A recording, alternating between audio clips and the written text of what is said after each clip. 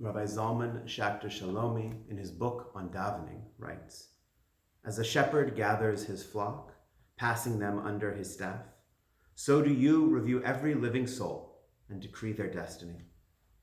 It is one of the prayers that perhaps best captures why we call these holidays the days of awe. If we think about the words, though, we can get into trouble. Yes, we might say, that's a nice Misa from times gone by, but it doesn't really move me. I don't feel anything happening when I recite that. But this, again, is because we come at it from the wrong mindset. Asiyah, the rational mind, scoffs and says, it's just a myth. Yetzirah, the spiritual mind, understands, yes, this is our myth. Please, God, let me walk that mythic landscape. Let it be as real to me as the everyday life I live. As a shepherd gathers his flock.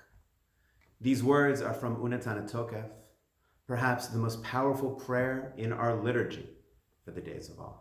The words that most evoke the feeling of awe in each of us. I find Reb Zalman's lesson on these words to be incredibly moving. He is willing to pierce the suspension of disbelief that we try to bring to these moments, and then in the next moment demonstrates how powerful the words truly are. This year, more than any other, I have been struck by the randomness of the world around me. Too many good people have been afflicted and killed by this virus. Our lives have been turned upside down. There is no discernible plan in any of it. The story, the Maisa, as Reb Zalman puts it, doesn't track with our reality. And he knows that. And certainly the rabbis who wrote this prayer centuries ago knew this as well. And so do we.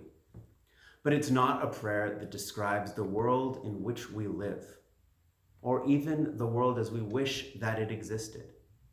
It describes the world that we choose to live in, maybe just for the days of awe. I choose to live in a world in which the shepherd watches over me as part of the flock. I choose to live in a world in which my life will be improved by tshuva, tefillah, and tzedakah, by repentance, by prayer, and by acts of righteousness.